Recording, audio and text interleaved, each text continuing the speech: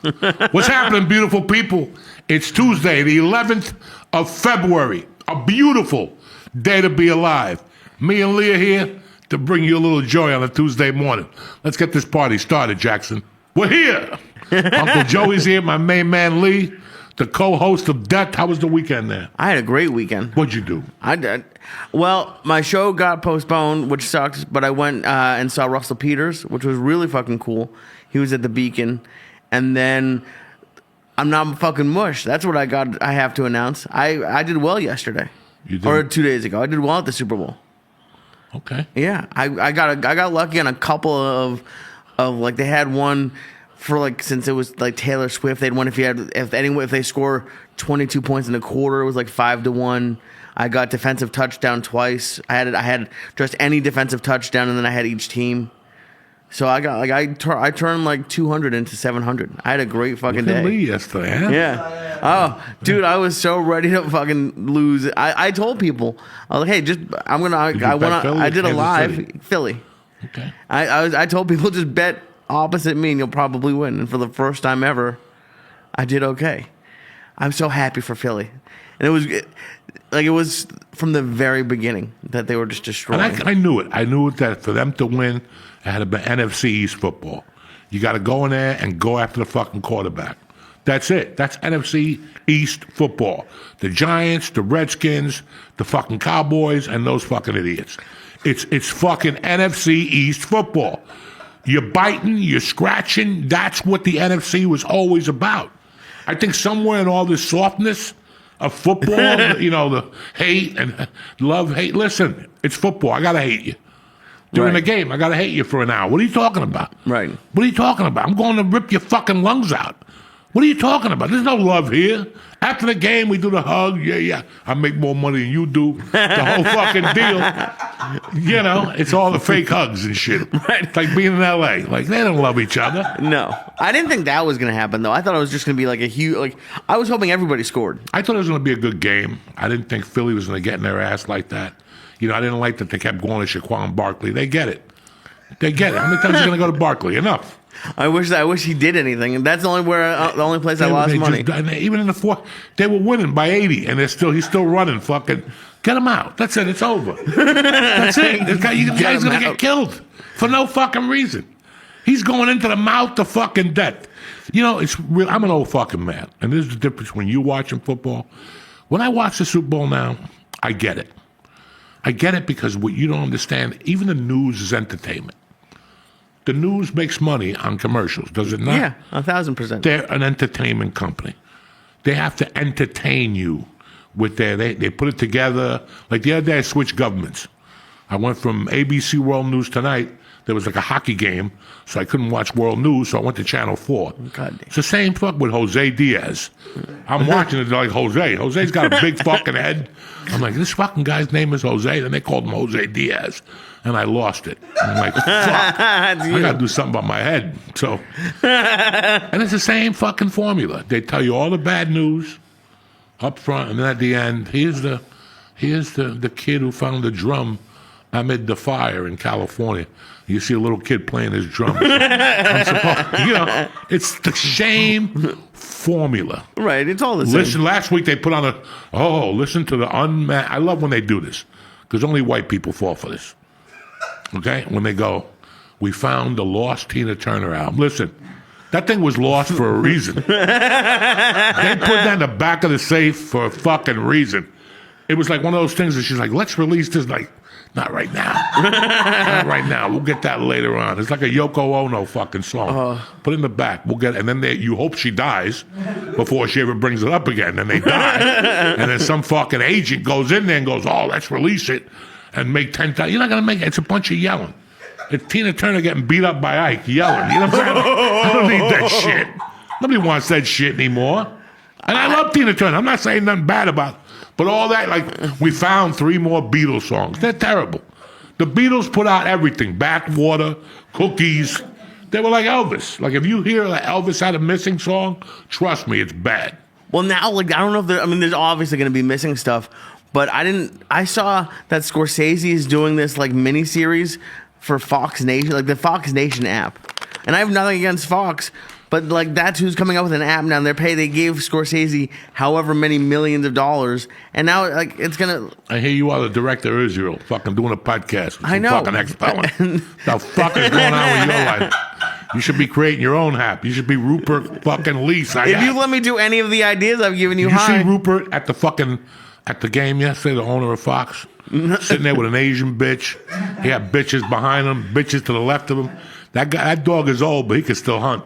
Because with that type of money, you just get a prosthetic dick like that. I just get like a 2-foot dick. Everybody's getting yum-yums.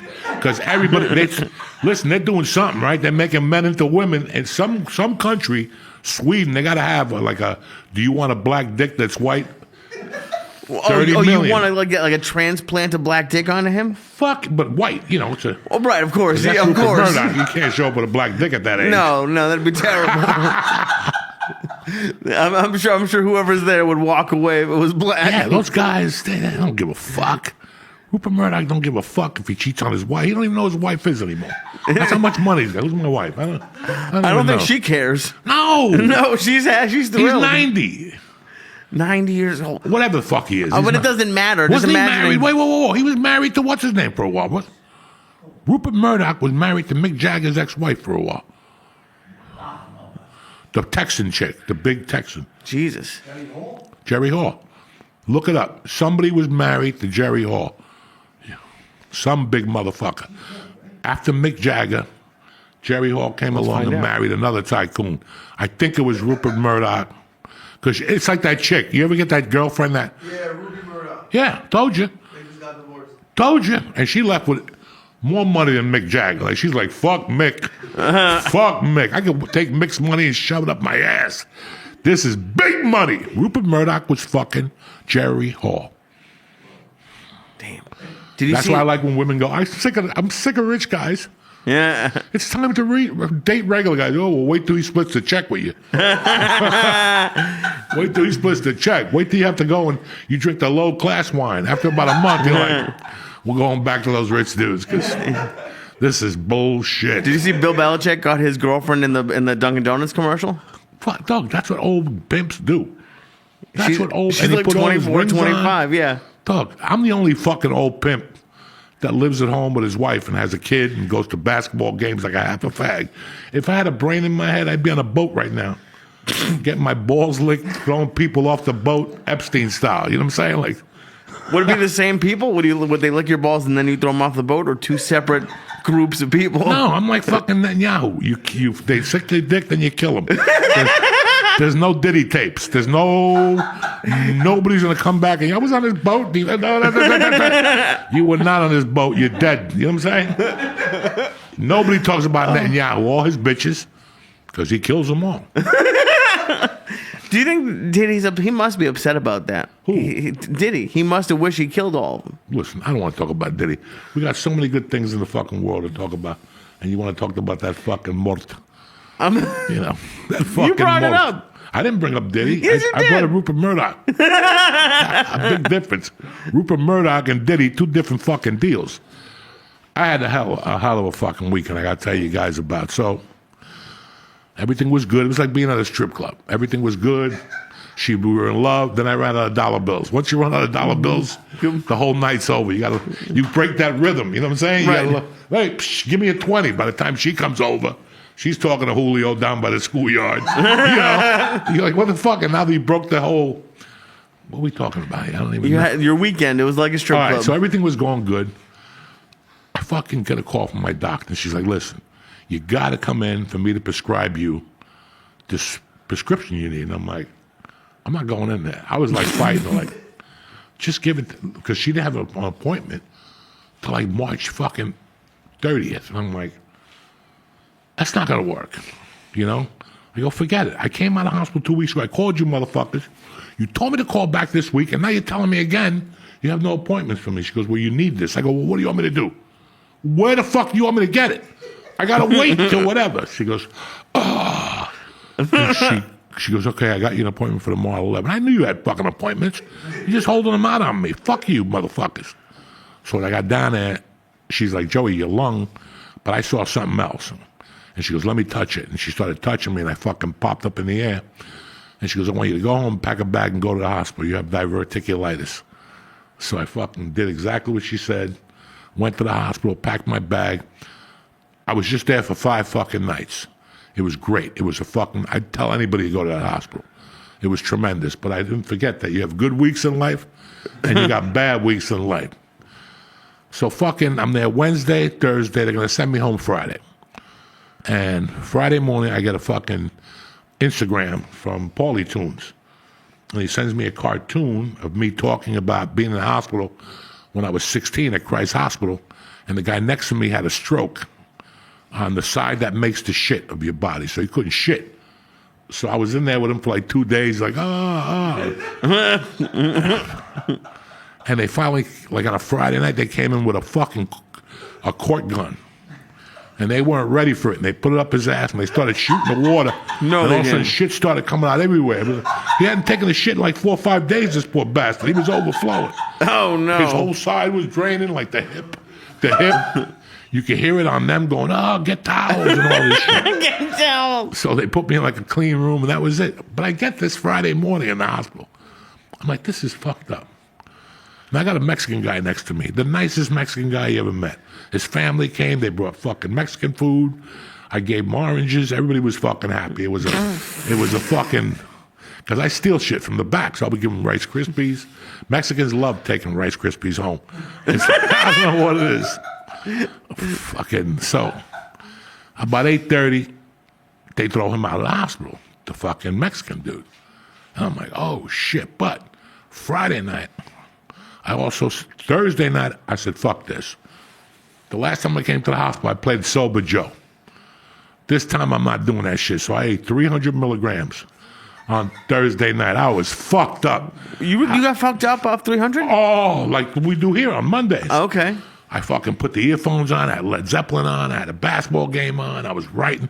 Though you gotta see that notebook. I wrote like 55 pages of shit. Nice, thank And now God. I looked up, there's 2 things I could read. It's like hieroglyphic. I thought it looks like fucking that Chinese book that came out today.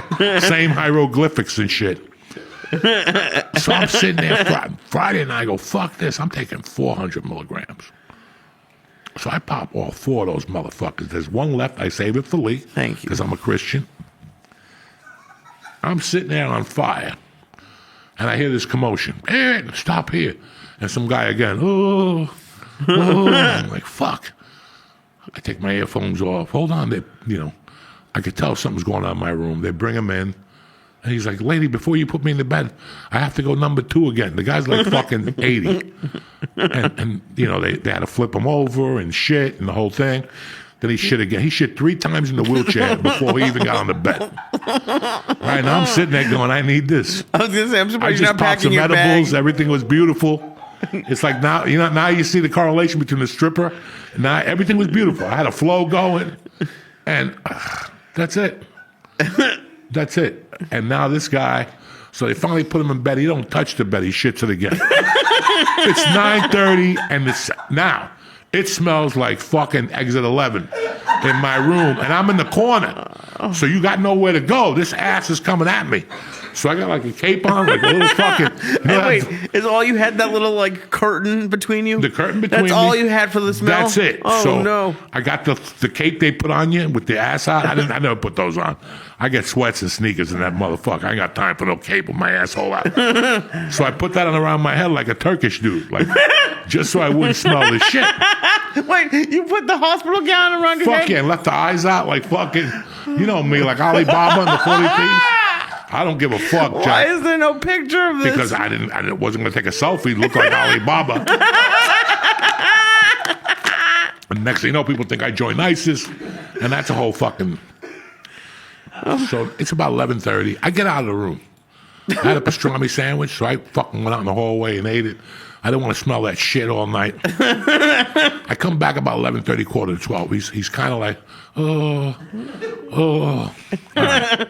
I lay down, and all of a sudden because in the hospital, it's like on the drive up here today. I'm home all day. When do the doctors call you? When you're in the car. They didn't want information. Like, can I get the information? Listen, I'm on Route 3 with sunglasses on. You know what I'm saying? cutting people off. I ain't got time to go in my wallet. I sat there all day waiting for you motherfuckers to call, and you call at 5 o'clock, as usual. That whole system, they bother you when you least expect it. So I'm fucking sitting there, and I'm like, I'm too high to even go to sleep. So they start with their bullshit. Hi, Mr. Diaz. We're here to check your vitals. That's the oxygen and the blood pressure. Then they prick your fucking finger and get blood out of it for a sugar test. She comes in, and she's got the machine away from me, right? It's about midnight, maybe. So I can't see the numbers, but I see her go, and all of a sudden she's on a walkie-talkie, and a bunch of white people come in my room. I got like 3 white people, 2 black people, an African lady, a Filipino lady, and they're like, what could be going on? And they're like, are you okay? And I'm like, I'm okay. What's going on? They're like, your blood pressure's 190 over 100, and your oxygen level's at 88. How are you even standing? And I got up, and I'm like, I'm fine. I'm tip-top. And they're like, we don't know what's going on. We have to call the head surgeon. And I'm thinking, I know what's going on. I got 400 milligrams of me, bitch. That's what's going on. So now I know what it does to you. It raises your blood pressure and lowers your oxygen level, so we're good. Oh, good. That's awesome. Did you tell them this at any point? Fuck no. I'm going to let them guess. I'm going to let them call Mars. I'm having them call China for medical information. He was fine all day. Your blood pressure was 140 over 80, and all of a sudden now it's 198 over 100. What is going on? I'm like, oh. I tortured them, but then they tortured me because that fucking dude shit again. I was going to say, he was making a reappearance. Dog, they flipped him over and the bucket fell. So now there was shit juice all over the fucking floor. I didn't say a word. You know me, I usually fucking go, what the fuck is this? I'm going home, call an Uber. I didn't say a word. I just wanted to get healthy. I was up all night, but the clinker is, like I was asleep but up. I had the blanket on, I had earphones on, I had the sleep apnea mask on. I would listen to music because I was so fucking high. And they kept coming in asking me creepy questions. Like at 2:30, they woke me up to ask me how much I weighed and how tall I was. And I asked, I said, can I ask you a question? So this question came to you at 2:40 in the morning. You just decided, let me wake up Joey to see what he weighs and how tall he is. Then they'll come in again like at 4. Like, we need to take more blood out of your finger. Why? I haven't eaten a fucking thing. I've been sitting here burning on edibles because I can't walk out because the shit fog is on the wall. Finally at 7, I got up, tiptoed my way to that bathroom, and I took the best shower I've ever taken because I knew there was shit particles in the air. The guy's been shitting for 10 hours, every fucking 15 minutes. There's got to be some type of shit particles in the air. So I took a nice shower. I walked out. You could still smell the shit. The breakfast came. I go, no, we're not eating in here. Take them out. I don't want shit on my eggs and fucking feces pieces all over the fucking place. Hold on. Feces fucking pieces. Aggravating. You go to a hospital to relax, not to get tortured. That's what they do to you in those hospitals. They torture me. And it's a great hospital. I love them to death. They called today and I gave them all 10 stars. That's not the fight. And then the one day we got this. Listen, if Jews put an ugly woman on this planet, this was the one. She was there when I checked into the big room, a 2-man room. She was the ugly. Like she had those eyes like she had been in fucking Gaza for 200 days. She was a hostage. She had like a black towel around her head. She had the stockings. She was a stinky, but I don't think she was full on. You know? Only partially. So this fucking bitch, I go upstairs and I go, thank God I'm in my room. And I start taking my shampoo out. My wife dropped off. And she goes, what are you doing? Like, I'm taking a shower. She goes, no, you can't. I go, what do you mean I can't take a shower? She goes, you can't take a shower when we get doctor's orders. That's going to take about 3 hours. I go, I gave him that Bronson line. That's 3 hours too many. I'm going in right now. And she's like, but you can't. The doctor's orders. I said, the doctor hasn't given me no order. I've been in the fucking hospital for 27 hours. There's some odors coming out of me. I'm taking a shower. Bro, this white lady went and got security, and as she was walking into security, I walked into the shower and locked the door. They banged on the door for like 3 minutes. The shower's on, can't hear you. I came out, they were waiting for me and shit, like, you can't do this. The doctor go, listen, I didn't say it in front of the ugly Jewish chick. I said it to the guy. I go, why don't you get the doctor to come up here and sniff my nutsack? he'll give you an order to take me in there and bathe me. My nut was rotten on the left side Wait. from laying on that. You have that. Sometimes you got pee around your dick. That's one thing. You can wipe Right. it off. But if you got that nut I slam, love that, yeah. you have it and it's on your hand, and then you can't wipe it off your leg because it just slicks. That's what I Yeah. had. Yeah. I'm not embarrassed to say it. That's why I take 3 showers a day, because I know that's what comes out of my left nut juice. Wait. Because I lay on my left side. I figured it out. Right. Now, I just want to paint the picture. Is this before or after this guy shit himself? This is way before he came. This is when the All right, Mexican so guy this was is pre. there. Okay. Holy shit. Oh my god. And yeah, because you were going 27 hours without a shower. Never happens. Dog. Come on. I took like 3 Puerto Rican ones where I get the hot towel and you wipe your armpits and between your balls, but that don't do it. 'Cause you you- got to use soap and fucking Dove and elbow grease. And your skin is dry. You know, your skin. I took my pants off. Right. Fucking it went poof from my legs, how dry they were. I need a fucking shower. And Right. put some cream on these fucking stilts. Dude, I've been with you once, many times. Like, we've done something in the morning, had lunch, went back to your house, and be like, I gotta take a shower. I'll be Yeah. back. That's what a shower's for, to use it, not to look at it and go, oh, it's a nice shower. What the fuck? You got to get in there. Right. You got to wash that ass. 24 hours without washing your ass. Right. And maybe 1 or 2 shits. It starts to ferment. Oh, yeah. It starts to Immediately. ferment. It turns into something else. That's where you get mushrooms and hemorrhoids and all the dirty shit around your ass when you don't wash your fucking ass. How excited are you to be like 70 and 75 and like just really torturing doctors? I'm not excited at all. No? No, I'm still thinking about all the people I can torture now. Right. But I got people that call me every day they're looking to get tortured. And I'm such a Christian now, I just let them off the hook.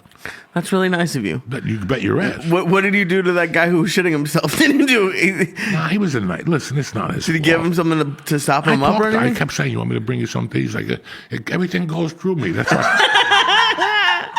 Because I had to connect in the back. I get coffees. I get the cereals. I get the fucking turkey sandwiches. Oh, That night I got so high I must have eaten 4 turkey sandwiches. the night he shit himself? No, the night before that when I ate the 3 edibles, oh my Right. God. I ate so much in there. They have these turkey sandwiches that are delicious. Don't eat the ham sandwiches. But you eat the ham sandwich while you're eating it, you're like, thank God I'm in the hospital. I don't have to go far if this shit goes sour. But the turkey sandwich is unreal. You know, and I got that diverticulitis, whatever the fuck that is. Isn't that what's the UFC fighter had? Yeah. But he had to take a surgery. I'm trying to avoid the surgery. So I got to Yeah. stop eating seeds. I can't eat fucking red crushed pepper. I got to eat the crushed powder now. Oh, damn. Hey, it's better than having surgery. That's right. And this is what happens. This is the evolution of man. All you young guys are like, why am I listening to this conversation? Because one day this is going to be you. Do you think I was going to have these conversations? Not at all. I thought I was going to be dead when I was 37. And I was good with that. I was good with that. I'm like, I don't need shit. But it didn't work out. I thought I was going to die during Y2K. I Because really of did. Y2K? I really did. I'm like, I'm going to die. It's like the year 2000, like Right. about a month or 2 and I'll die. And Okay. I never died. So I'm here. What would happen? Like, let's say when you got to the year 2000 and you were like June and you were still alive. Did I you was pick a in new shock. day? I was in shock. Did you like pick it like, all right, it's going The to be funny thing was, 2006? I didn't die, and I ended up meeting my wife. Yeah. June of 2000. Wow, that's crazy. Yeah, I was on the road. And then if you think about it, you said I wouldn't make it to 50, and then you had Mercy. Look, I was on the road that year from November. I didn't get back till April, That's awesome. and I only had 3 weeks booked when I left. Everything else was fallouts from the road, and I worked every weekend. Wasn't the money I wanted, but I worked constantly. And you were just taking a bus? Was that Fuck that? No. I was with a girl in a car. Oh shit. Oh, okay. That was And I had that to one. throw her clothes away because she would put her clothes in the back seat, and I'd be smoking cigarettes and I'd fling them out the window. So I thought. And when we get to the destination, I look at the back and her shirt would be burnt. So for years, she would always tell me, I don't know what happened to those 3 shirts. They just. Oh, they just ended up burned. Holy shit. Dude, I'm surprised you lasted as long as you did in the hospital. Especially now hearing it. Like both times, I was surprised that you lasted as long as you did.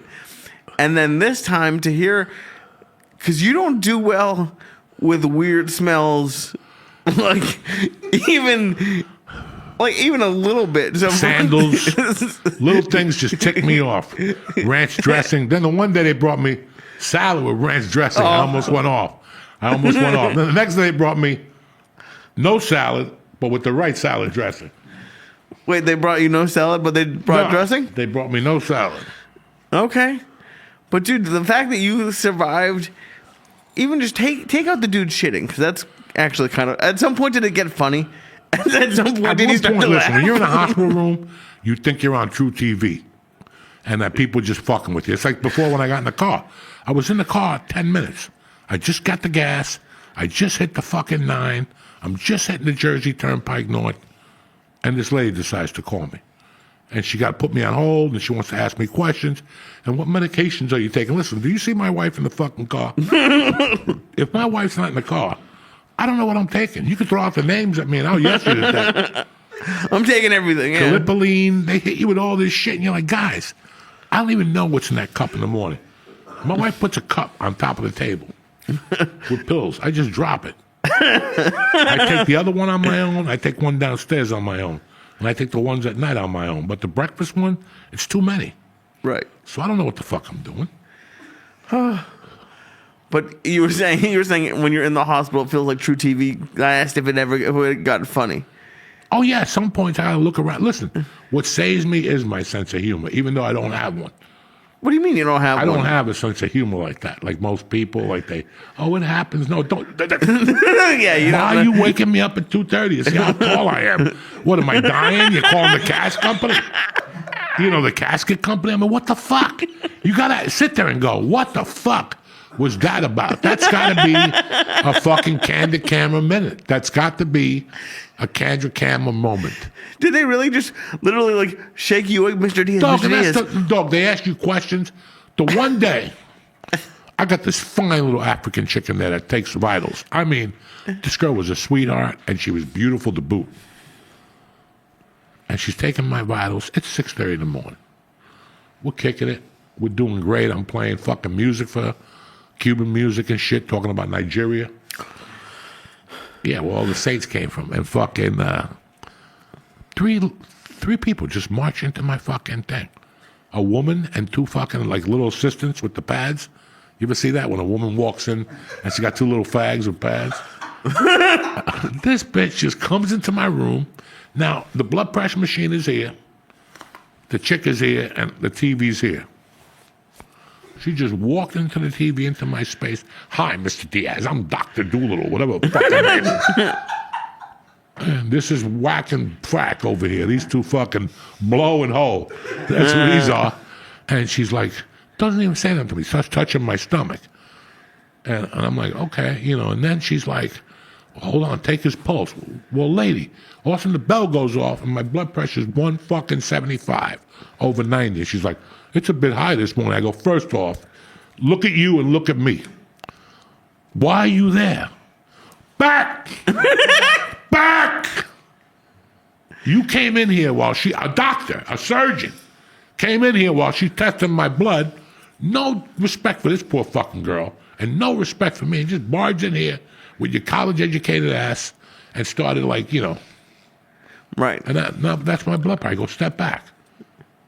140 over fucking 80. I go, do you see? I mean, you're a fucking surgeon. Right. There's days I was in there giving blood, and there's other motherfuckers coming in trying to give you like another needle, a back rub, and you're like, enough. Let's do this first. Right. When they all come in, they come in like, when you pull your car in on a race, and all of a sudden everybody comes out, bah, bah, bah. Right. That's what it looks like. It's like, it's not a race. Fuck. This ain't a fucking race. Why is there 9 people in here? Well, let me touch your legs. Why? Now. I got a thing on my arm. I got an IV over here. It's humorous, man. It's Right. Oh yeah. It's humorous that. Well, that does sound funny. I've laughed in public bathrooms when people fart. I'm a little kid. Like if that dude was shitting himself, there's a 0% chance I would have laughed the entire time. Listen. Let me tell you something else. Because in life, you don't know how this sounds. See, when we shit at home, we shit into a toilet. And all you hear is like bloop. And every once in a while, we get the 3D experience where the water hits you in the ass, right? Yeah. Or you go to wipe your ass and your hand hits the shit or the water. You went a little too deep and now you got the black hand stain over here. All right. But that's completely different, guys, than if you shit in a bucket and listen to the bucket fall. And hear the shit. Because as soon as it hit, I go, oh, that's shit water. That ain't agua de Olympia. That's not, it's like when puke hits. When puke hits a floor, you know what it sounds like. And if you're not watching it, listening to it, it's completely different. So when I heard that bucket flip over, it wasn't like a metal bucket. Whatever the fuck they put you in, like a little baby bucket, and the bucket flipped. When that thing went click and it hit, and I heard the nurse go, oh no.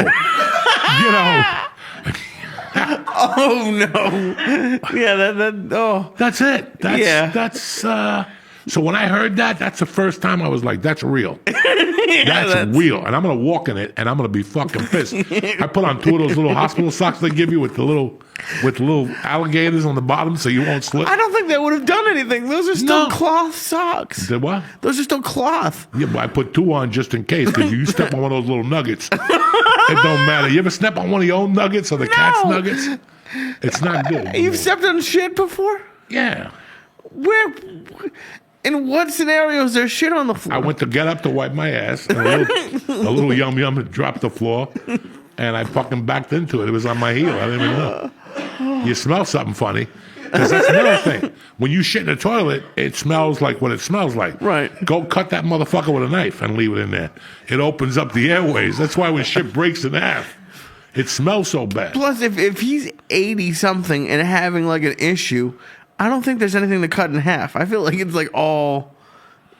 Listen, I don't know what his diet is, all right? I didn't follow him around like fucking Muck and Huck. How much did they took you out of that room, you said, after that happened? No, I abandoned ship. I got up that morning at 7 and told them what time it was.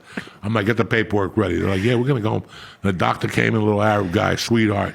And he goes, we discharged you. And he goes, everything good? I go, yeah, I didn't say nothing. I didn't make a scene.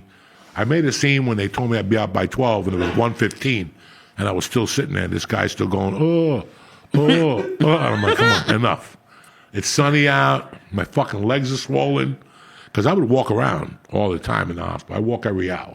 Right. You got to move around that motherfucker. That's what you're going to die there. Oh, shit. Emergency was great. The first day I got to emergency, like an hour in, there was already a fist fight. I'm going. 4 cops had to fuck some dude up. And then he was like in there. He was like, fuck you. You're not a doctor. Get out of my face. Get out. And all of a sudden I heard 25. Like somebody's 25 milligrams or something. Oh, no. And I heard him yell, ah.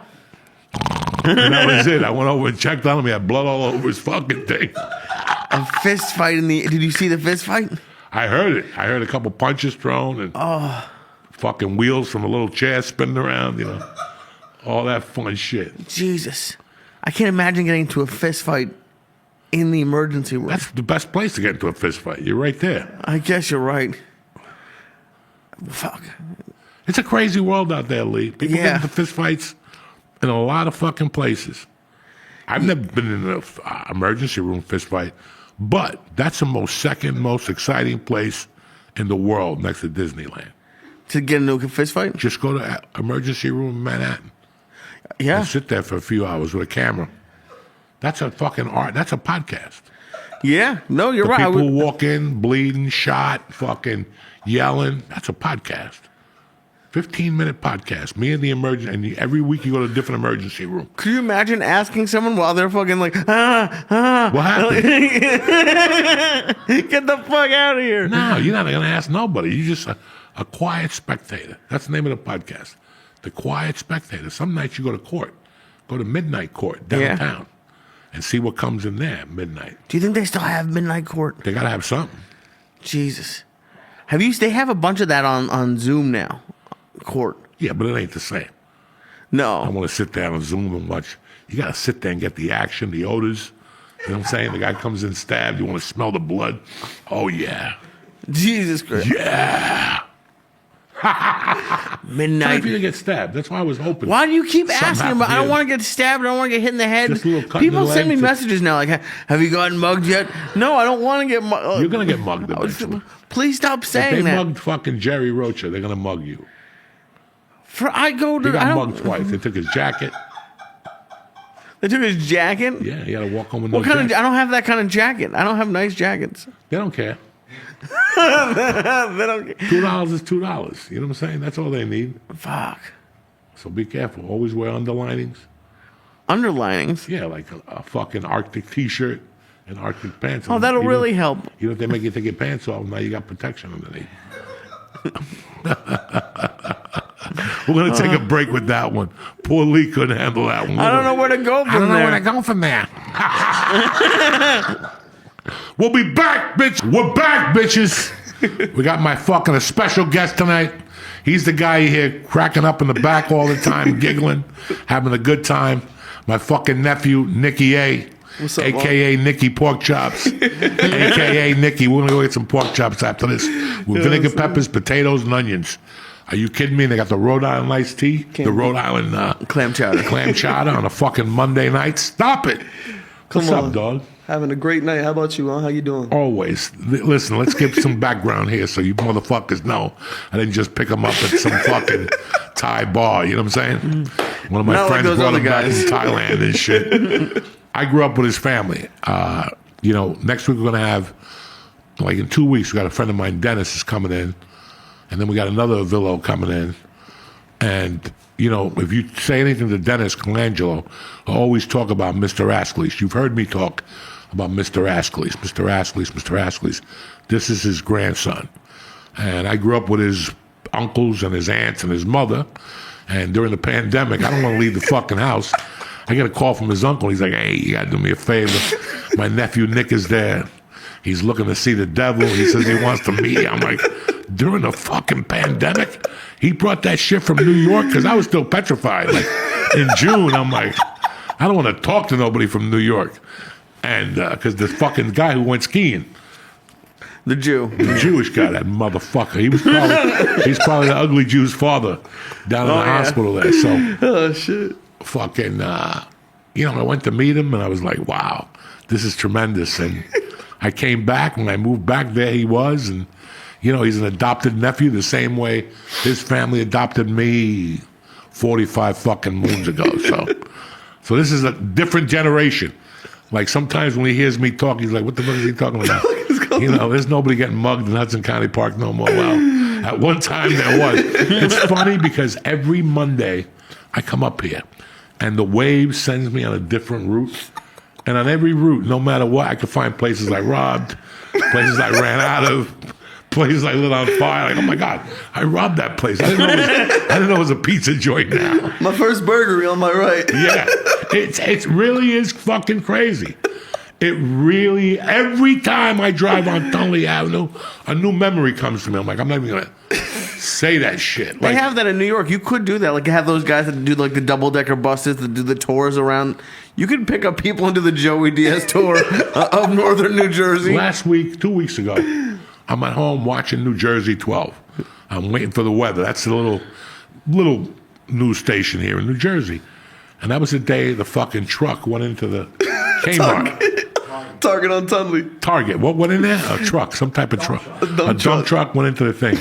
And they're showing it on TV. So I'm thinking about all the shit I did there. I'm thinking about a time when there was a Pathmark there when I was a kid. And we got caught. We were going to rob the gas station. But to rob a gas station, I needed something, a gun. I didn't have a gun. So I go, fuck it. I called my friend. I go, let me go to Pathmark and rob a gun. And we'll tape it, and then we'll go up there like a water pistol. water pistol. We'll Right. tape it. Well, I get caught robbing the gun. Like, I didn't even make it out of box. Why not just buy the water gun? Because I went all A. When you go all A, you're going all A. You ain't got time to spend $1 on a water pistol. Maybe there wasn't even $1, Lee. Did you think of that? So, I mean, I apologize. We're not and I still considering. remember arguing with the lady outside crying, telling her my brother died, and I got another brother that's retarded and needs a gun Just lying. to shoot himself. And she's like, okay, I'll let you go this time. She was like 6'5", ugly. and big. But then I thought about another night, because Tunney Liquors used to be there. When I was a kid, it was basically Pathmark, and Tunney Liquors was huge. It was like a supermarket of sin. And you were just running in and out of there. We didn't. We couldn't get served in there. So we would stand outside and see somebody who was going in there. Come on, bro, give me a case of beer. Do me something. But one night we were in there, I'm not going to mention no names. One of my friends goes in with somebody to get a case of beer. He leaves us, 3 of us outside, and there was a well-known homeless dude in North Bergen at the time. He lived in Hudson County Park, and he had leaves all over him, and he'd come out like he had like a bum leg. And I'd see him by Hashways. Like today, I got pulled up 79th Street. So I sat at that light by Gold Coast, and I had to stare at Hashways. And I thought of fucking a doozy of a story there. So your mind goes away. You're like, Jesus Christ, people are not going to believe this shit. So we're talking to this homeless dude. We knew him. He would talk to us. Now it's July, and he's got like a painter suit on. Like the whole body suit with the zipper up on top. And we're talking to him. It's like 3 of us. What's going on, man? Hey, can you spare $1? Yeah, we give him $1. But if we gave you $1, 3 of us gave you $1, you were going to get tortured. Like, we're going to tell you we're gay. We want to suck your dick. So we're talking to this poor bastard back and forth. And my buddy's got a newspaper. And I go, give me the lighter. And he gives me the lighter. He goes, what are you going to do? And I get the newspaper. I burn the newspaper, and I put it in his back pocket.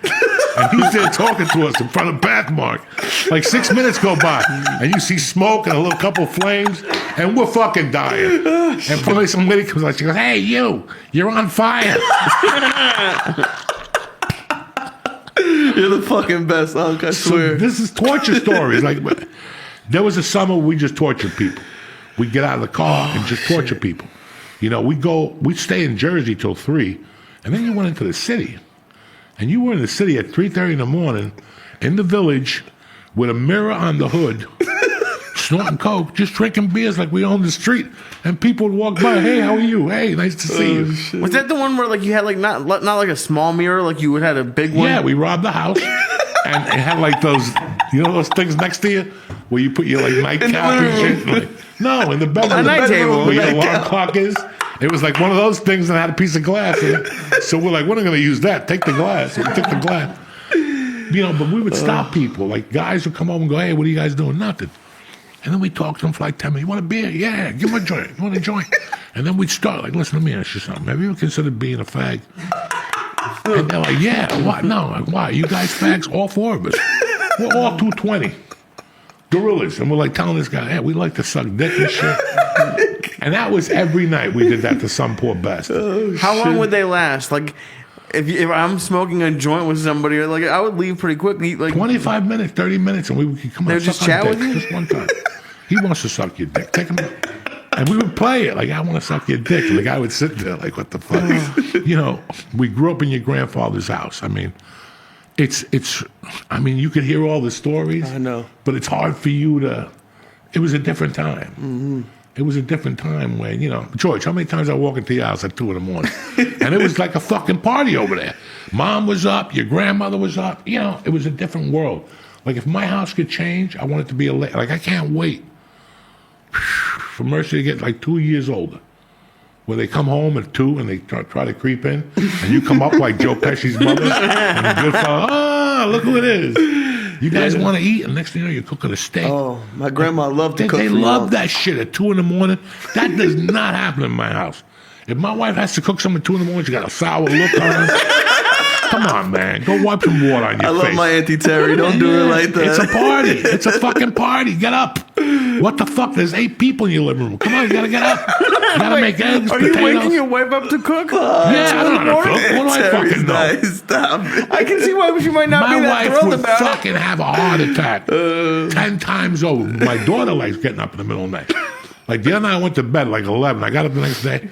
We went somewhere. She's like, did you hear me last night? I go, no, I didn't hear you. She goes, I made some popcorn.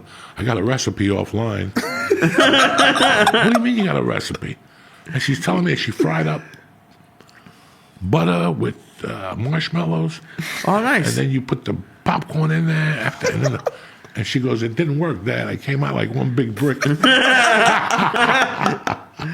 go, did you eat it all? Yeah.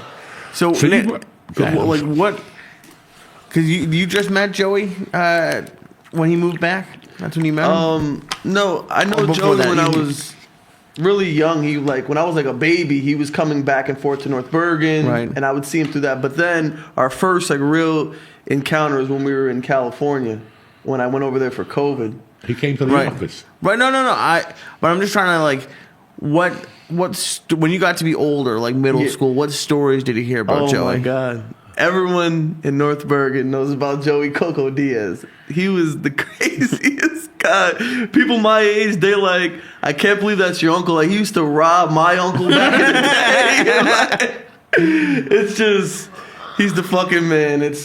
I'm honored to be here because when I was younger, I used to watch you guys' podcasts. When me and all my friends were like 13, 14, we would hear all the real stories, and we're like, people would ask me like, does he really do those things when he was younger? I said, listen, it's a different time now. He's A different time. And that's what people will never comprehend.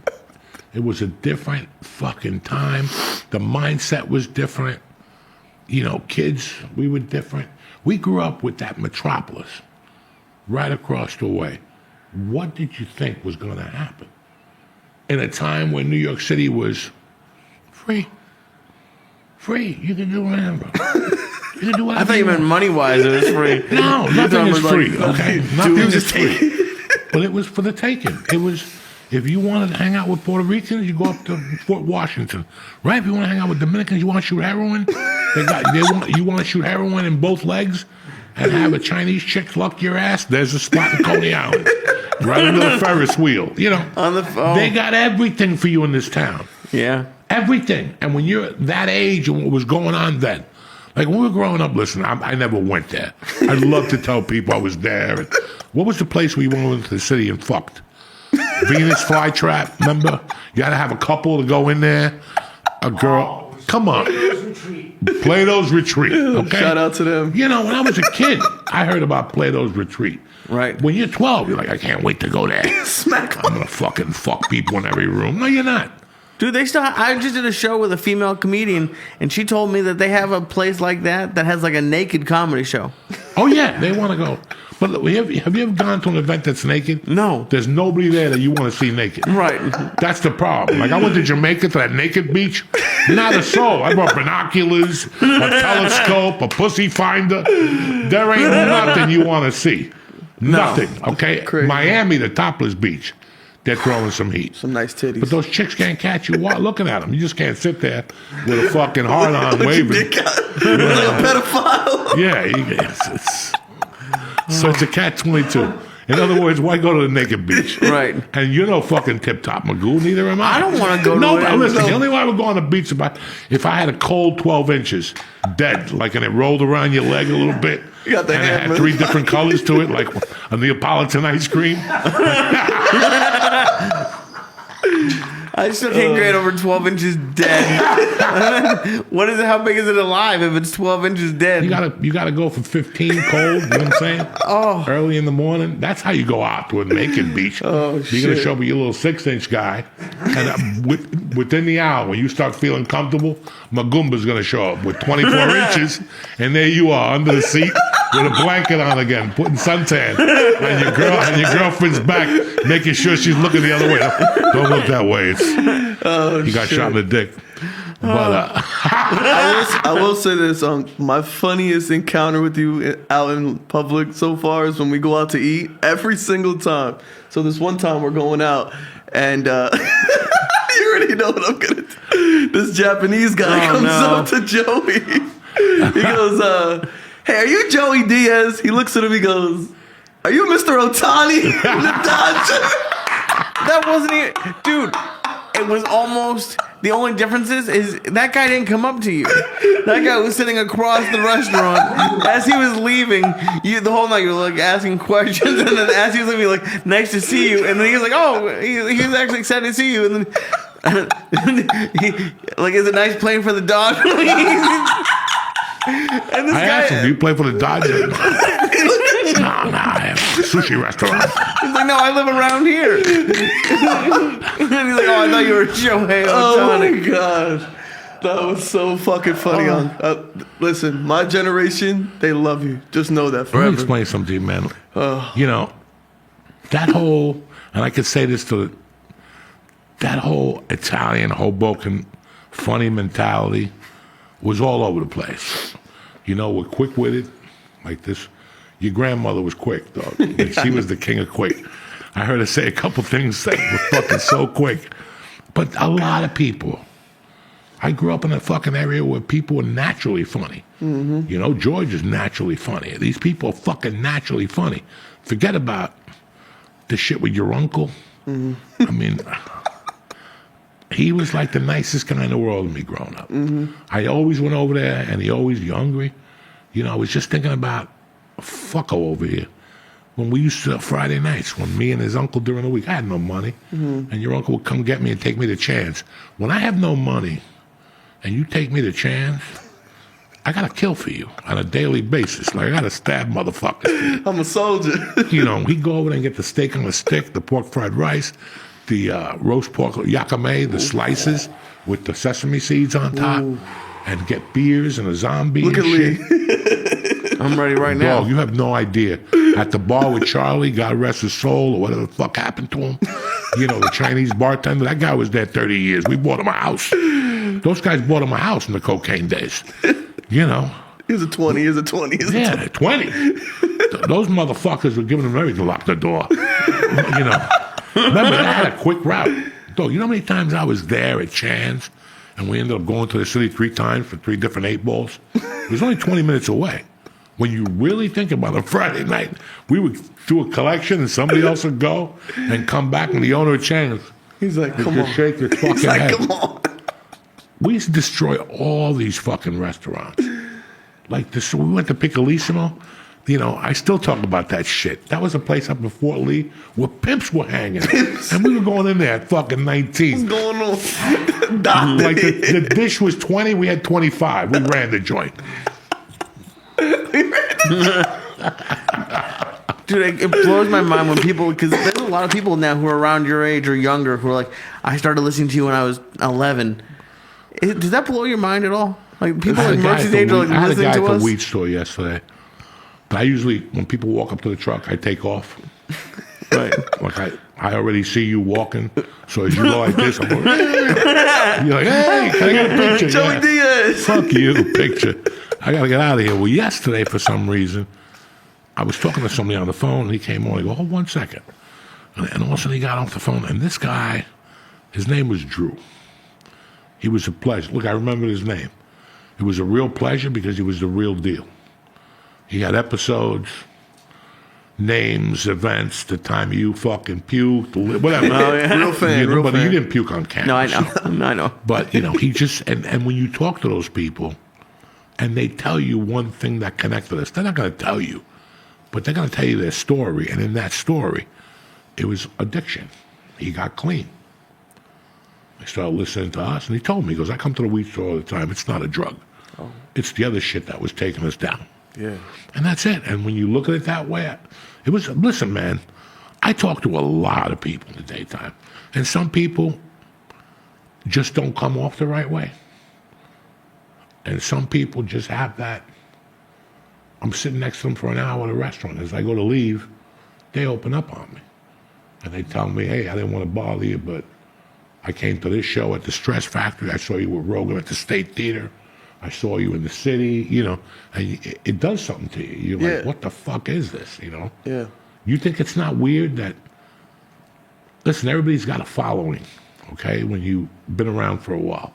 People see your movies and they try to connect you. But what we had with the podcast was they didn't, when you see Adam Sandler, you don't know what Adam Sandler's about. He's doing a funny movie. Podcasting changed all that. Mm-hmm. And it tapped people. If you want to tell somebody, you have to be very honest to do this podcast shit. Because when you're telling people, you can't come on here and go, I sold 8 kilos and I made it. Yeah. You're a fucking liar. Why would you even try to sell me that story? Tell me about when you failed. Right. And I got tons of those fucking stories. Yeah, listen. Do you know what I'm saying? Like, Professional. tell me when you failed and how you fucking overcame that. That's what we want to hear. That's what people want to hear. They're in the same fucking debt you are. They're in the same predicament you are. They're all in the same predicament. They did drugs, their wife, whatever. How easy it is to get hooked on drugs in this country now. Oh, they How push the easy? Oh my push the God. pills down. How easy, bro. Can't get mad at somebody because they're junking it up. It happens just like that. You hurt your knee. Next thing you know, you're on pain pills. Yeah. Next thing you know, you're in Newark shooting fucking heroin in your fucking legs. Who knows? I don't know. Yeah. I'm just telling you what I hear. So Oh shit. that's the connection. Our connection was that we weren't perfectly. You and I were far from perfect. Yeah. I didn't come on here with a hairdo or with glasses on or with an Izod shirt on trying to... This is it. And this is as good as it's going to get because this is how I walk around in the daytime. Yeah. You're real. It's This is it.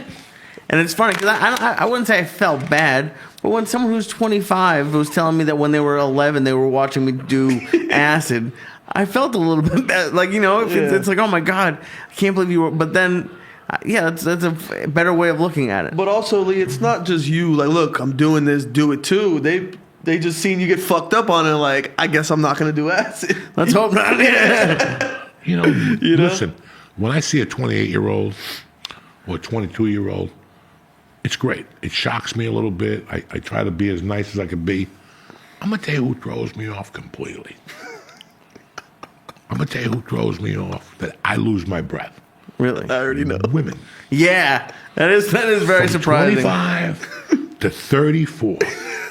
That's the age gap with me that I just don't get it. You're too nice. Yeah. And they fucking go off when they're next to me. Even the boyfriends are like, they go off. Oh, those are fun. Those, yeah. Those women are fun because they'll come over, say, hey, man, I love and the boyfriend stand there like, who the fuck is this mook? Yeah, listen, like, I And guess you're maybe gonna. her and her girlfriend listen to Rogan or something, and she listens. But they pull me aside later, and they go, bro, you and my uncle, he's dead. He was a gangster. You're the same fucking person. That's when I go, holy shit, because I get that all the time. Oh, dude, it's fun, and it's not bad. Like when guys come up to you and say "cocksucker," I get why. I know why they say get it. it. It's funny. The Women say it. When they say it, I can always tell they're going to be great. It's going to be that woman who says she'll scream it from like right in the. They don't care. It's so much fun. They don't care. Oh yeah. Look, I was at 618 with my wife, and there was the hottest blonde in that joint, yelling, cocksucker, I'm buying you a drink. Look, I still got the drink on picture. Did I show it to you? It was the fucking martini with the Church of What's Happening Now. No, I don't think so. Come on, dog. Holy shit. And she goes, I saw you at the Bayside, and you ran from me. I go, look at you. You're 6'1", you got side double D trees. You look like a fucking model. You got ass for days. The boyfriend didn't say a word. He just sat there like this. And she's like, fuck yeah, I'm from Staten Island. Dog, you know, what am I going to tell you? They love you, man. And you know what? At the end of all that cloud and the yelling, they'll pull me over. Dog, I know a girl from a restaurant. I talk to this girl all the time. Great kid. She works, the doctor I go to, she works next door. Okay. And she goes, I saw you there one time. And yeah, I go to that doctor. We started talking shit one day. I known her for like 8 months, 9 months. I went somewhere and she goes, Joey, this is my mom. And I introduced her mom. The mom was cute and shit. And later on, she goes, I go, what your mom's think? And she goes, no, this ain't crazy. This is a regular girl. This ain't crazy. Yeah, this ain't crazy. Shout out to Crazy. No, this ain't crazy. This was just a regular girl. And she goes, my mom pulled me aside and said, now I know why you like him. He reminds you of Dad. Because her dad died 10 years ago. Nick's friend. It's Nick's buddy. Oh, okay. I'm all friends with them, that side of the whole bridge. That crew. That's nice. And that type of shit always makes me go, you saw the book signing. Yeah. I did the one in Staten Island, dog. I had a girl that walked in there, an Italian girl that was a fucking 20. And she had 6 gorilla brothers tatted from shoulders to neck. They stopped eating steroids. They were just eating the syringes at this point. And the mother was throwing heat. That's awesome. And they came in, and she came in yelling and screaming, cutting the line. Cutting the line. Shout out the And Italians. she's like, here's the deal, motherfucker. That's us. My mom wants to cook for you, blah, blah, blah, blah, blah, blah. Let's go. Blah, blah, blah, blah, blah. She just started going off, and then she went and talked to the mother, and the brother came home, and he goes, Listen. my father died 4 years ago. She became a retard. She heard you on some podcast talking about shit. She went crazy. She goes, there's times I get home, and she was in high school listening to you. Oh, Because shit. you remind, I mean, he goes, and to boot, it's real. You do remind us of our father. Holy shit. Are you sure you're not Italian? We had to look at you. Everyone and fuck- says that. They're like, Dog, they were like, we had to look at you and look you up. Because maybe our father flipped. They're like, we didn't Cuban know. now, he ain't telling Dog, nobody. and you sit there and you want to cry. You're like, Yeah. God damn it. You know, I thought it was because I told the joke about Selena Gomez or something like that. That shit went viral. And we were just talking about that the other day. You continue to go viral even with your old clips where you was the karate man, 600 pounds, or even that clip, the Selena Gomez. You didn't try to do that. No, we were having a conversation. You never tried. People who try to go viral will never go viral. I'm not trying to go clowns. viral. I'm just trying to do a podcast. Never. To hang out on Mondays, to meet new people, for the audience to meet who's in the fucking background. So where'd you go to college, Nick? So I went to John Jay Criminal Justice in New York City. And then where'd you go to high school? North Bergen? No, I went to Paramus Catholic. Shout out the Paladins. How come you got out of North Bergen? You know, it was time to meet some white women. No, I'm just No, it was just I always wanted to go to a Catholic school, compete for sports, and that was the best opportunity for me. And what was your major out of college? I went to criminal justice. So I was thinking maybe go to law school and become a lawyer. And I was working at a law firm for a little bit, and then I wanted to follow what my grandpa did. So now I'm entering the world of politics. So we'll see where it goes from here. Fuck coaching. What coaching? No coaching. Just making moves, making money, and supporting my uncle, whatever he needs from me, and I'm here for him. So can't wait for you to start going on the road and get these shows done. I gotta get healthy, man. Yeah. You know, and I got some good dates. They threw me some good places. Right. Except one I don't want to go to. Yeah. Fucking California. I was like, This guy it's is going to be a mystery. No, I You're love- fuck I California. love California, and I love to go back there. Not to this particular. Right, no, place. I know. But beside that, it's all gravy and stuff. But it was just nice that, you know, the only connections I really have to North Bergen now, a couple people my age, like your uncle, Lisa Gallo, Yeah. and the rest, you know, Ciccarelli, who I got to have on this fucking podcast. I forgot to call him today. Oh, to tell him man. to swing by. Mike Ciccarelli, shout out to him. You know, all the kids I grew up with are in fucking, what's that town you got invited to for the Super Bowl? Nyack or, no, where'd you get invited? Your sister?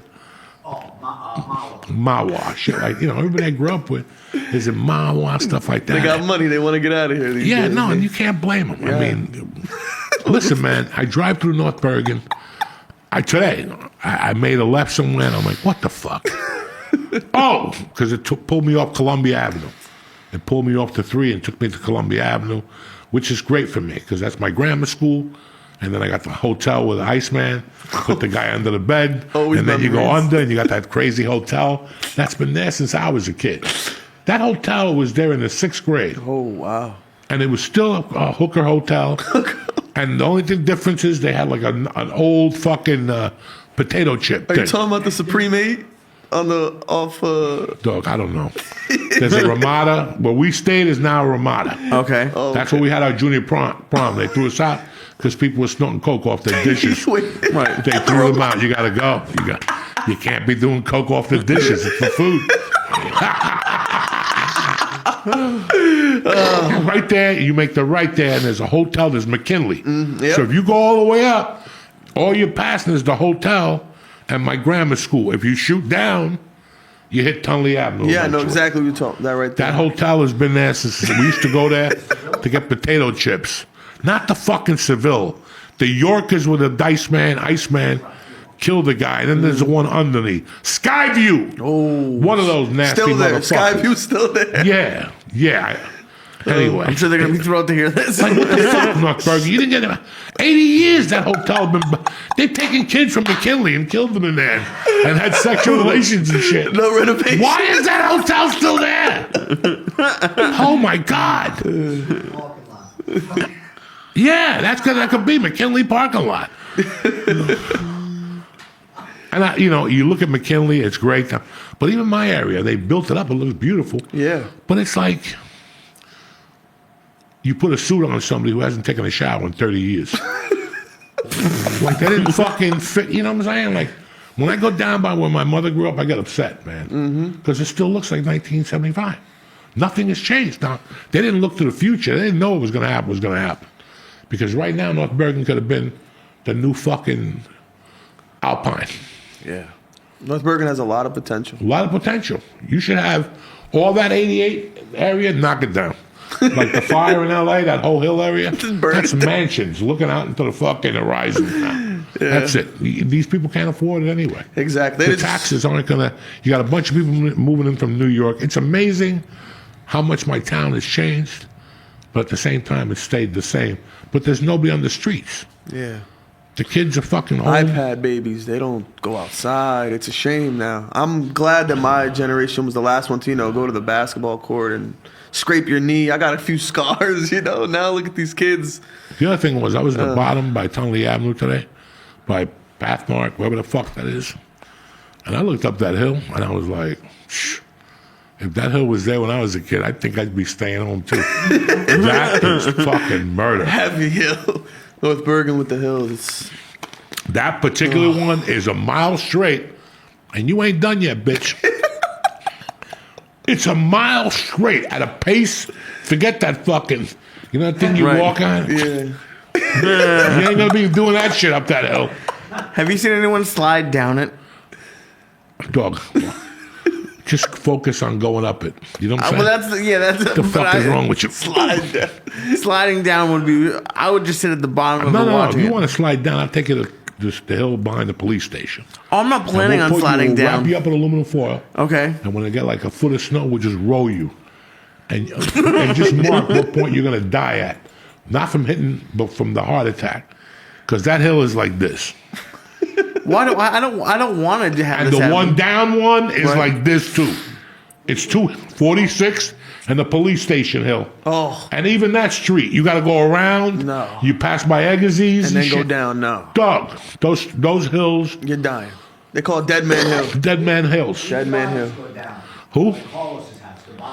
Yeah, when we were kids on 46th Few Street. people died on that There's block. there's cemeteries there. Oh, yeah. So 30 years ago, 40 years ago, 50 years ago, they didn't know what the cemeteries are on a hill. Well, it would rain and it would wash the graves out. And one time a casket flew out of there and came floating down 46th Street and hit the bottom where Carlos Quintero lived. Oh, man. It's fucking insane, those hills, dog. What a disaster. I still remember being a kid.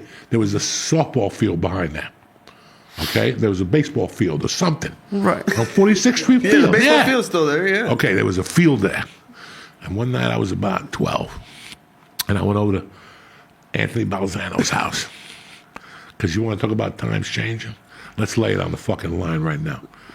And we're talking about, we're playing basketball. It's about 8:30. And all of a sudden, Anthony, I'm going home, man. All right, see you tomorrow. And all of a sudden, Anthony comes to the gate. And he goes, Coco, before you go home, my father wants to see you. Perfect. I go over there. They hit me with the Guinea salute. You hungry? You're hungry. We made sandwiches. We got meatball. The whole thing. Chicken He paw, always what you was need? very. He was always very. What you need? You want a T-shirt? So he's like, "Can you tell your mom you want to sleep over? I got work for you tomorrow." And I go, "Yeah." He goes, "What kind of work?" He goes, "Construction work. You'll be working with Frankie and Peter and Jimmy and Anthony and Dominic and a bunch of kids from the block." He gave us all work for a day. Oh, wow. Okay. He goes, "I want you here at 6. So why don't you guys just stay in the fucking house?" So we all went and got our shit, and he set up, we listened to Kiss records all night, You had fun. Faggotry, yeah, young kids. Someday I'm going to fuck a chick like that. Yeah, I can't Nobody's wait. even got hair on their dick You yet. got the but same condom in your pocket. So we got up at 6. We gave us a great breakfast. It was summertime, so it wasn't even cold out. We all went up there, tons of water, tons of sodas, tons of sandwiches. Then he had a meeting. He goes, "Here's the deal. You're going to break everything down, but if you see a cop car or a city car, you got to duck." And ever since that time, I knew I wanted to be a gangster. It was fucking hysterical living down there. And that's how I met your family.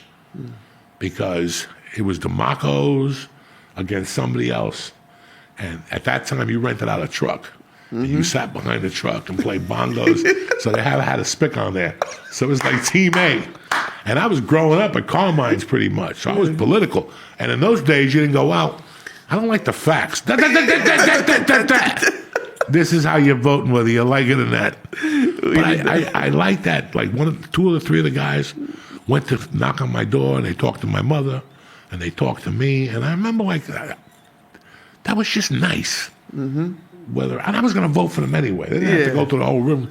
But they knew my mother was involved with numbers. So there had to be a little piece of the action. You know what I'm saying? But I understood all these things growing up. Mm-hmm. But that was what, and I remember we tore that place apart. But every time a cop would go, we'd have to hide like Rambo in two. You know what I'm saying? Behind the mud and shit. It was just and that's how we grew up. And then in the summers, like you just went over there the last day of school, like in the 6th grade, and you're like, well, what are you going to do all summer, Coco? And he just ask you, I don't know, Mr. Balzano, what do you think? How about a job? Nah, I'm going to make a little scuttle. Yeah, make a little money. You don't have to go. You don't have to go. Just go down to 6th Street. Well, no go down there and have a check for you at Town Hall every Friday. And that was it. My whole job was walking to Town Hall and getting a check and walking home. And my mom was like, where are you getting these $48? It doesn't matter. It doesn't matter. Does it matter? It kind of matters. He's like, are you like 12 years old? And then I got older. And I think freshman, going into sophomore year, I went to him again. Every summer I go there. What do you got for me? I got a job out here. One day a week, you go out there and watch him sweep the roof. You know, that was what he would say to me. Just go out there and watch him sweep the roof. $12 an hour. I'm fucking 12. It was $4.50 for fucking whatever. Yeah. Whatever that fucking thing is. The age gap. But they give you your Cuban. They give you 15 an hour now.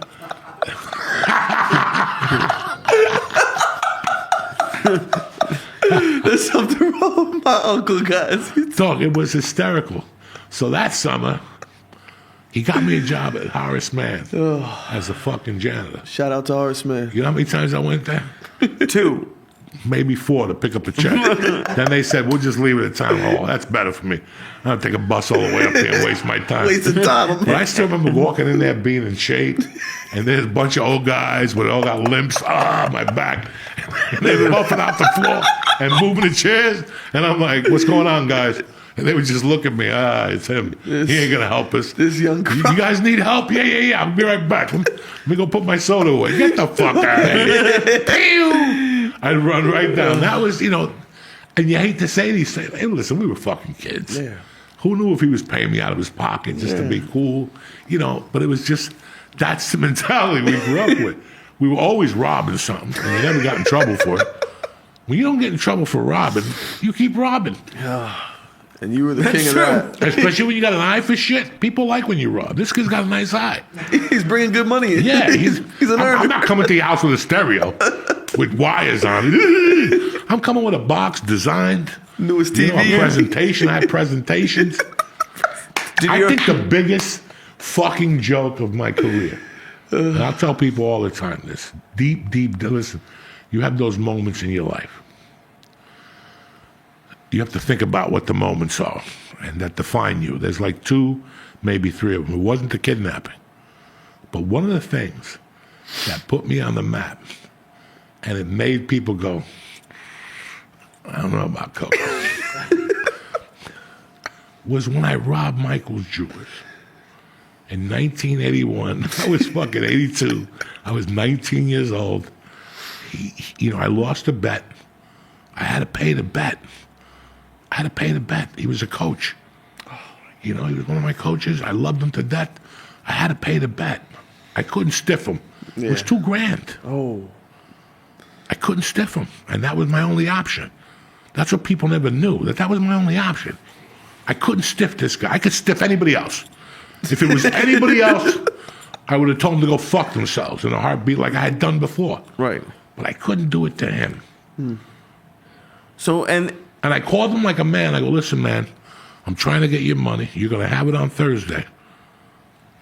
But if I get into beef, I need to know that you're going to help me a little bit. And he goes, what are you talking about? I go, if you get a call from somebody, which they will call you, I need to know that I have your support on this because I'm going all out to get you this money so you don't look bad. I'm going all out. Now, he had no idea what I was talking about. No. And I robbed that jewelry store at 11 in the morning that Thursday. And by 3 o'clock, I called him up and I go, let's meet. And I gave him his money and I gave him a gold chain. And I said, this is my souvenir to you, you dumb fuck. I robbed Michael's jewelers. Even he looked at me like, no, you didn't. I go to lunch with that guy once a week. You know? That's it. Like, it was fucking absurd. Oh my God. You know, we robbed at 11 in the morning. I'll never forget this. We robbed at 11 in the morning. We were back in the house by 11, breaking up jewelry. Nobody knew yet. Breaking up jewelry. Yeah, like there was cops. You could hear the sirens, and it was us three just taking the jewelry out and straightening it up. Then we picked our own shit, and we were fucking, I hate to say the word. I'll say it for the Spanish people. We were spics, and I was the only Spanish guy there. It was 3 white dudes. All of us were white, but I was the only spick, and all of us, from that moment, we put on the thickest bracelet, and we had the 3 thickest, longest golden chains. And I'll never forget walking down, what's the top of your grandma's block? Grand Avenue. Walking on Grand Avenue. It's 3 in the afternoon. We just robbed this place.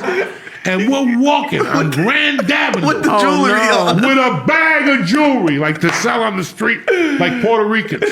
And I'll never forget, 2 dear friends of mine were driving.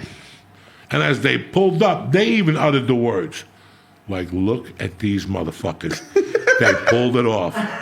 Because usually when people tell you shit, they don't do it. What happened? We're down there. The cops. I'd robbed that place 2 times already.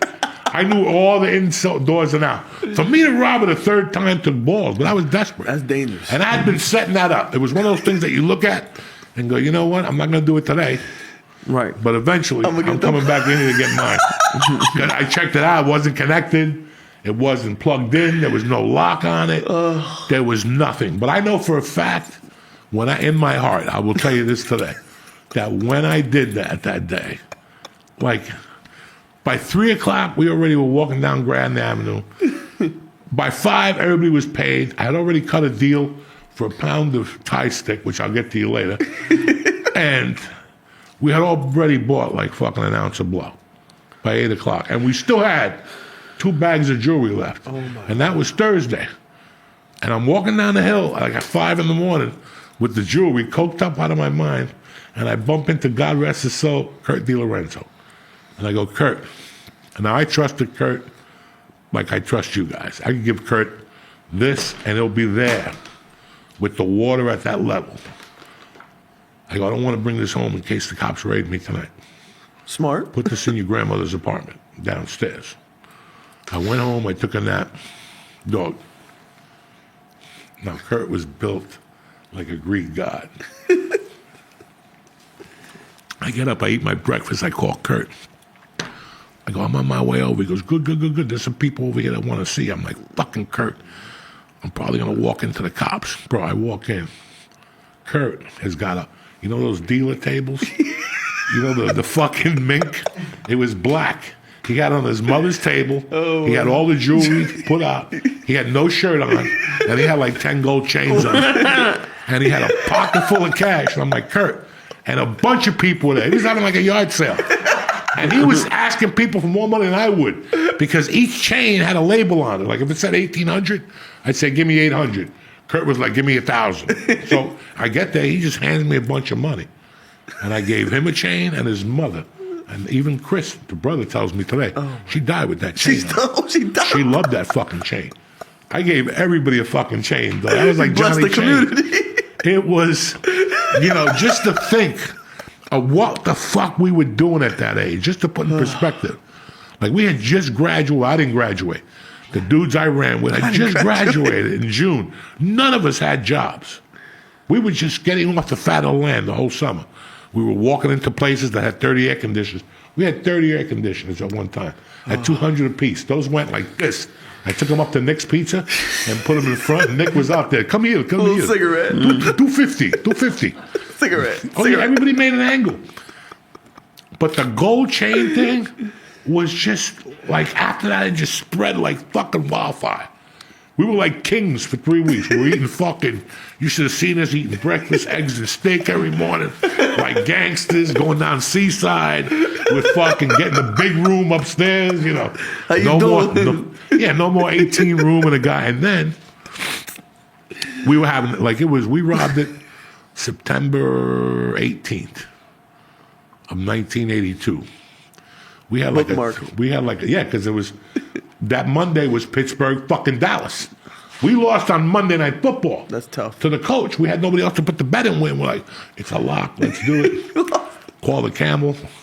Call the Campbell. And we put the fucking bet in. Oh, God bless that man. Oh, my God. And I had to pay him his money. That's what a lot of people never fucking knew about me. Now, the Camel had a partner, another gym teacher. And I, one day, was with the Camel.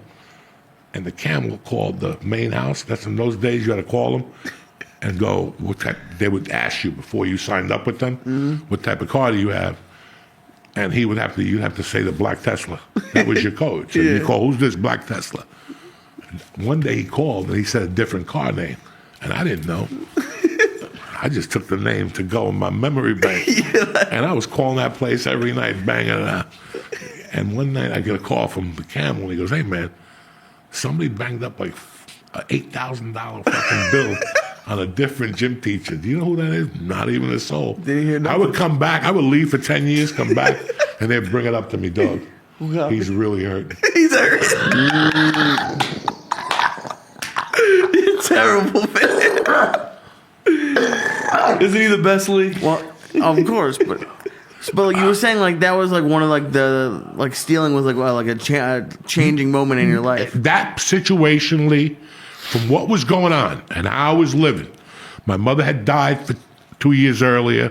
I was out there fucking running wild, and this was just it let me know I was alive at that time. Wow. I was dead for 2 years, and as stupid as the story is, it let me know I was alive. Because that's another, like, because what I was thinking was like you had a buddy who you gambled with and he lost and like he spent like a summer working 3 jobs or whatever. And like I was going to ask if you ever thought about doing that, but I'm not saying you're proud of what you did, but it sounds like it was kind of good for you. Is that what you're saying? At that age, I had nothing holding me down. It's not like I had a mom and a dad. I had to report anywhere. I was basically a nomad living in my friend's basement. Right. Okay. And they were either going to beat me up or whatever. I couldn't do it to him because he had to go to his people now and go, this guy don't have the money, and I got to put him on a payment plan, which is worse because they juice you, Lee, right, for 10 points. You need those points every week. 7 points, and that's even worse. So it was just a bad. This is 82. Fucknut got in trouble a year later. And he lost $160,000. God rest his soul. In the 80s, he was my brother, that kid, and he was a great kid.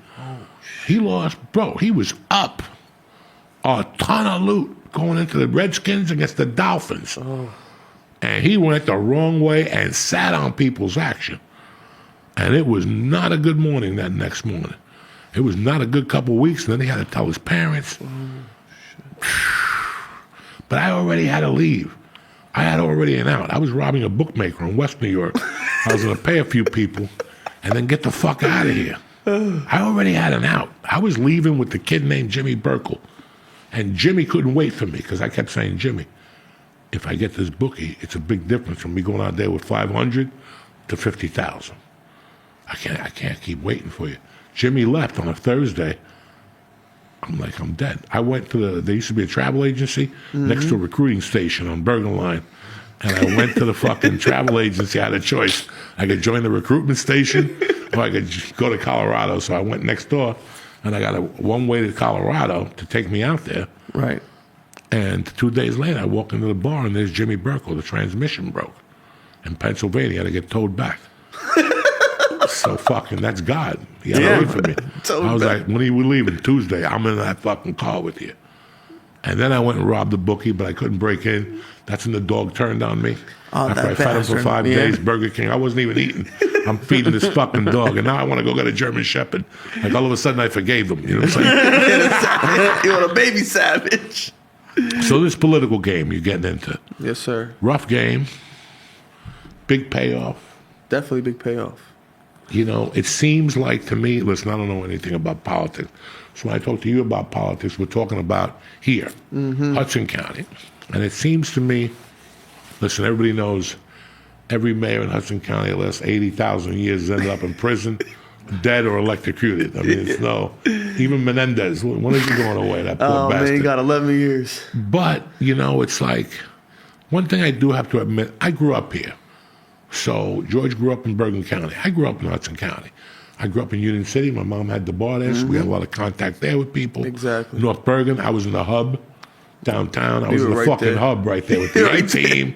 You know, I still remember how good Peter Mako was to me as a kid. You know, and I never forget that. Like, I didn't know Joe then. I didn't deal with Joe. I always dealt with Peter. And this is what I remember. I was a basketball player, guys. And there's nothing like going to a basketball place and there's no net. Or the net is broken. Especially if it's made out of metal. The worst. It gets caught up there and now you gotta you gotta jump after every fucking shot and get Jump the up and goddamn. down. I swear to my mother's grave. I would go to 38th Street Park or any other park I was at.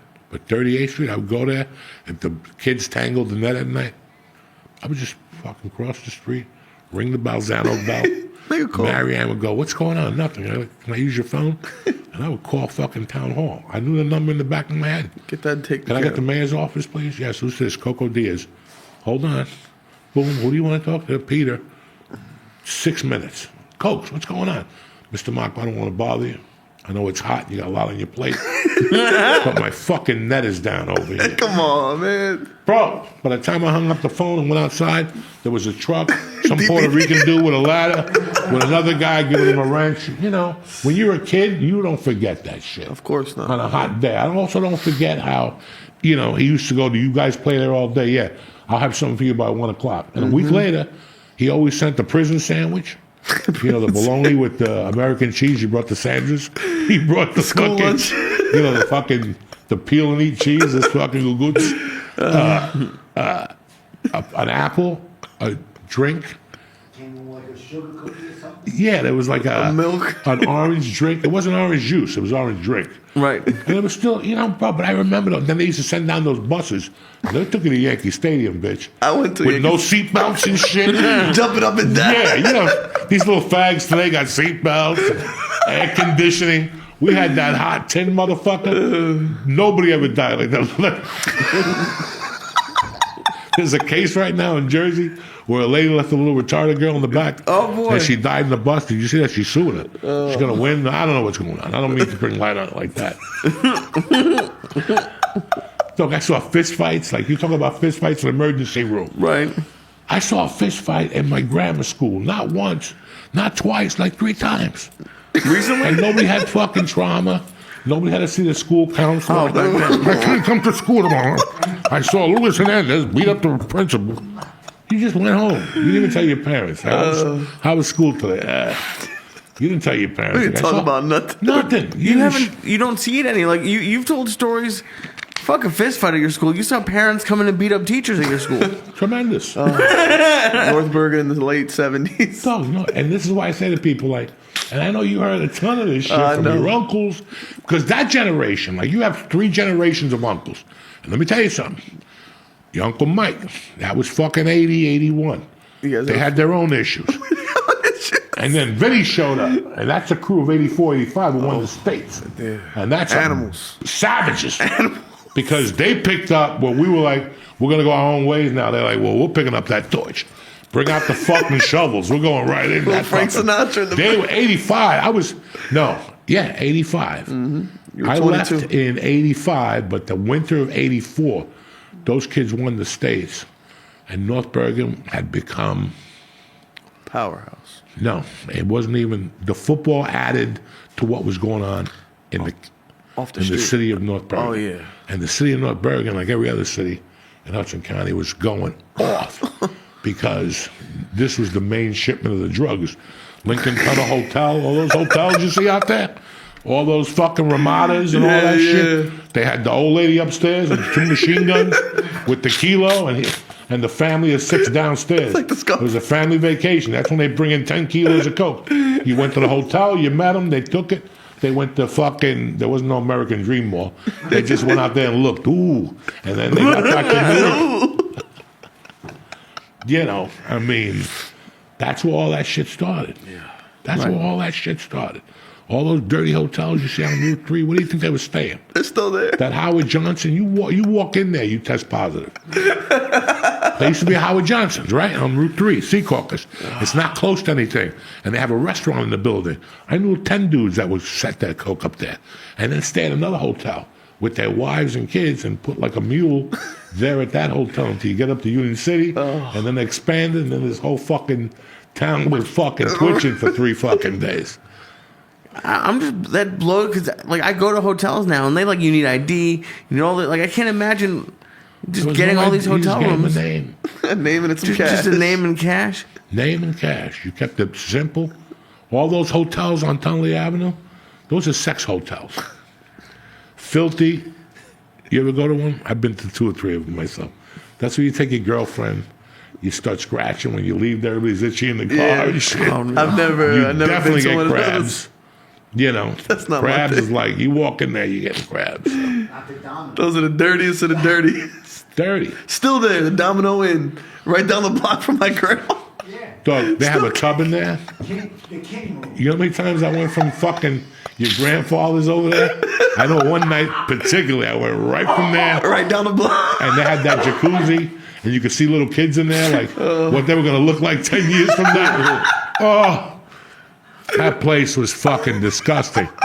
You woke up in those places, you didn't know what was worse, like your life. Like when you open your eyes in one of those hotels, you look over, you're like, all right, I must have fucked her. And then you look at your money, that's gone. You look to see if there's coke left, that's gone. Everything's upside down in the air. The mirror's broke, the straw got broken in half, and your fucking page is going off. You owe like $10,000. You're like, what are my options? What are my options? Let me commit And she's another one. waking up.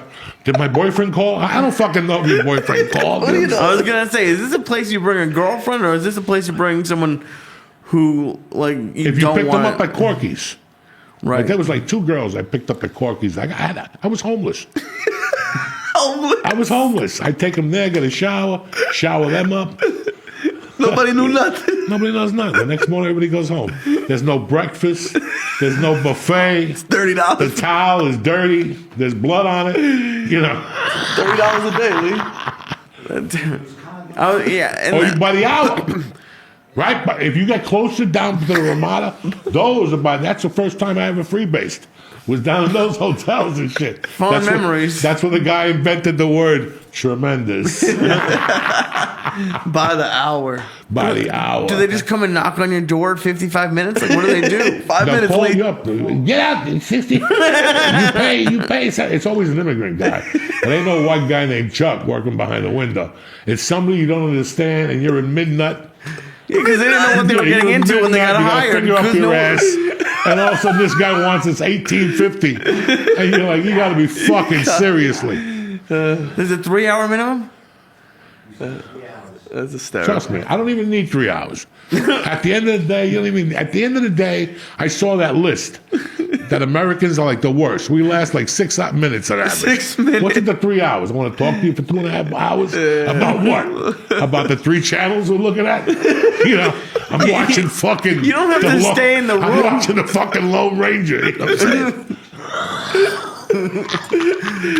I want to say one thing. I got a call from my uncle the other, like probably around Christmas. He goes, "You see that thing on the news?" I was like, "What are you talking about?" He goes, "The band that's blind. They're up and down. They're jumping up and down in front of the tree." The band that's blind. Who's the blind band? Oh my God! It was put a bunch of kids. I think you might have been lying. You were tormenting me. Over the holidays, I don't know what I was saying.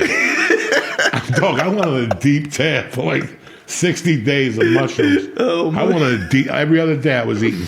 I would push the envelope more and more, and then I would experiment. I'd do like 7 grams, then 2 hours later. Once you do the mushrooms, you just gotta eat them straight. If you do more later on, it's not gonna work for you. Oh. Right. At least it didn't work for me. It was deep. But I'm back! Now, like fucking, tip top Magoo, a couple days at the hospital, He's in his prime. and now we got to go for it, and that's it. Little by little, you get healthy. I'm happy for you, dude. I'm taking my vitamins. What are you happy about? That you're not in the hospital. Oh, thank you. I'm happy for that. And the only thing I'm not mad about, but when you're talking about that band, there's only like 3 or 4 of them. But when you find a video you like, there's nothing that gives you more joy. Like I was just thinking about that black dude who put the firecracker in his eyeball. that video that got sent to us on Acid Church with the dude just dancing. Like there's been like 3 or 4 videos that you really like on YouTube. Crackhead boss. Oh well, yeah, that one was fun. Jesus, but that fucking you would send me that dude with the dynamite in his eye, like 3 in But the let me tell morning you sometimes. something. Nothing ever shocked me like the Duncan one on acid that night, because I was on fire from the acid. And all of a sudden I get a text message. I'm like, what's this rattling on my phone? What the fuck? And I look, and I open it up, and it's this fucking Spanish dude, or so we thought. We didn't know with what a it big was. mustache with clothes on. And all of a sudden he starts tap dancing. And he starts taking off his clothes. And this guy had no dick. It was like a vagina. He's dancing. And I sent it to everybody in my phone. West Coast, East Coast. I didn't care where you And were. you don't even text. Me and Ari that night. I go, Ari, teach me how to do this. He's a teacher. You had to do Send everywhere. Send it to the Pope. Whatever we could send it to. The next day, only one person took me back. That ain't right, dog. Dude, I'll have to see if I can find it somewhere. It came on my phone about 2:30 in the morning. I had to wake up, my wife, the kids. It's terrible. It shocked us and shit. We got to say a prayer. Oh, my God. Because that one was scary. Because it wasn't that it was like pixelated. So he was in the back a little bit. And you're like, oh, this dude's just dancing, have a good time. And then he gets closer, and his dick looked like those balloons that can blow up into animals, Yeah. but before you blow into it, and it was just like stringy and just kind of hanging there. It was, and he's just like flopping it around, and that I think those videos are the hardest to hear you laugh.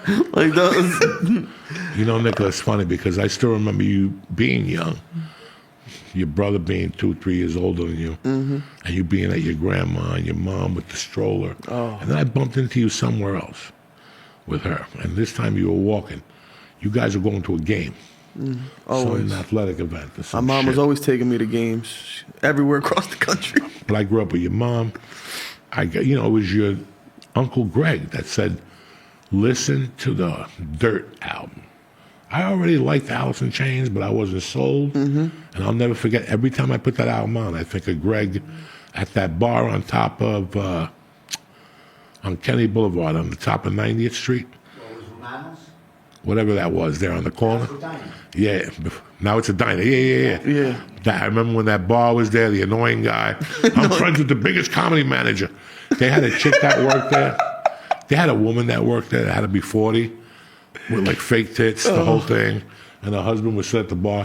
She was doing tricks in the men's bathroom. And I remember one night I got fucked up and I'm like, dog, I'm going to suck my pipe. She's like, listen, come home with us and wait for my husband to fall asleep. We'll fool around the basement. $50. And I'm like, what are you fucking doing? Come home with me and my husband for $50. What the Your husband's up there snoring. What the fuck is wrong with people, man? Your But life is different. Your life it's is crazy how I just grew up in your house. And I'll sit here and tell you shit that I still remember, like just dying of laughter. The first time I walked in your grandfather's house, just to put this in perspective, it was probably 1977. Wow. That's the year you won a state championship, though. Yes. Because that's how they weren't there. No. I was there with Michael, listening to Ted Nugent. And Greg was a little boy on the couch, sleeping. Downstairs had like 3 beds. And Greg was just a tiny 4-year-old boy. And he was passed out. And Mike had 15 people in the room with music turned on. And I go, Mike, what about this guy? Don't worry about it. He woke up the next morning, he didn't know nothing. He was covered in cigarette smoke and shit. My grandma was probably finding that hysterical. No, when they won the states, it was a complete night out. Yeah. Nobody came home. They ended up at a diner or something. They would go to a Fuso's dugout. Yeah. Those are your Fuso dugout days. and Back in shit. the day. That's the day there.